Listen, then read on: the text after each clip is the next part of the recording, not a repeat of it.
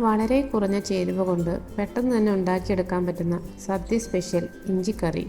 200 gram ഇഞ്ചി തൊലിയൊക്കെ കളഞ്ഞ് കനം കുറച്ച് ഇതുപോലെ കട്ട് ചെയ്തെടുത്തിട്ടുണ്ട്. നമുക്കിത് ചെറുതായിട്ട് കൊത്തിയരിഞ്ഞ് വേണേലും കട്ട് ചെയ്തെടുക്കാം കേട്ടോ. ഇതിലേക്ക് 3 പച്ചമുളക്, 1-2 വറ്റൽമുളക്, ഒരു പീസ് ശർക്കര, പിന്നെ ഒരു നാരങ്ങ വലുപ്പത്തിൽ വാളംപുളിയും ഒരു തണ്ട് കറിവേപ്പിലയും എടുക്കാം. പിന്നെ നമുക്കിതിലേക്ക് ചേർക്കാൻ കായവും വേണം. ആദ്യം തന്നെ നമുക്ക് പുളി കുതിരാനായിട്ട് ഒരല്പം ചൂടുവെള്ളത്തിലിട്ട് വയ്ക്കാം. പിന്നെ നമുക്ക് ഇതിലേക്ക് വേണ്ടത് മഞ്ഞൾപ്പൊടിയും മുളക് പൊടിയും മല്ലിപ്പൊടിയുമാണ്. ചൂടായ പാനിലേക്ക് ഇഞ്ചി വറുക്കാൻ ആവശ്യത്തിനുള്ള വെളിച്ചെണ്ണ ഒഴിച്ചു കൊടുക്കാം. എണ്ണ ചൂടായി വരുമ്പോൾ അരിഞ്ഞു വെച്ചിരിക്കുന്ന ഇഞ്ചി ഇട്ട് കൊടുത്ത് വറുത്തെടുക്കാം. കരിഞ്ഞൊന്നും പോകാതെ നല്ല ക്രിസ്പി ആയിട്ട് വേണം കേട്ടോ വറുത്തെടുക്കാനായിട്ട്. ഇപ്പോൾ ഇഞ്ചിയുടെ കളറൊക്കെ ഏകദേശം മാറി വന്നിട്ടുണ്ട്. ഇപ്പോൾ നോക്കി ഇഞ്ചി നന്നായിട്ട് വറുത്തെടുത്തിട്ടുണ്ട്. നമുക്കിത് എണ്ണയിൽ നിന്ന് കോരി മാറ്റാം. ഇതിപ്പോൾ ചൂടാറിയതിന് ശേഷം നമുക്ക് മിക്സിയുടെ ജാറിലോ കൈ കൊണ്ടോ പൊടിച്ചെടുക്കാം.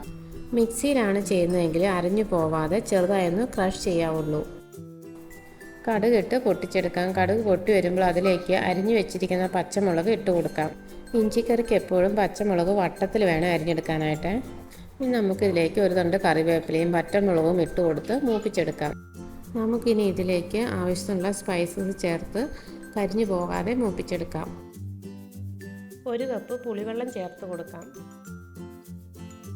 ഇതിലേക്ക് ഇനി ശർക്കര ഇട്ട് കൊടുത്തൊന്ന് അലിയിപ്പിച്ചെടുക്കാം. ശർക്കര ചേർത്തതിന് ശേഷം ഇതൊന്ന് തിളയ്ക്കാനായിട്ട് വെയിറ്റ് ചെയ്യാം.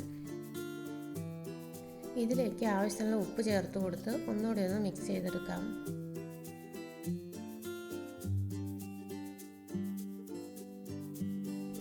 ഇതിലെ ഗ്രേവിയൊക്കെ ഒന്ന് കുറുകി വരുമ്പോൾ പൊടിച്ചു വെച്ചിരിക്കുന്ന ഇഞ്ചി ഇട്ട് കൊടുക്കാം.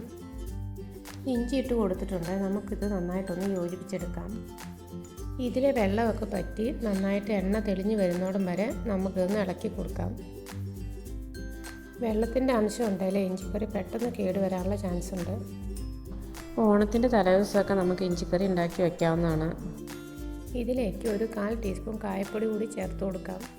നല്ല മധുരവും എരിവും പുളിയും ഉപ്പും ചേർന്ന് നല്ല ടേസ്റ്റി ആയിട്ടുള്ള ഇഞ്ചിക്കറി റെഡി ആയിട്ടുണ്ട്. ഈ വീഡിയോ നിങ്ങൾക്ക് ഇഷ്ടമായാൽ ലൈക്ക് ചെയ്യാനും ഷെയർ ചെയ്യാനും സബ്സ്ക്രൈബ് ചെയ്യാനും മറക്കല്ലേ.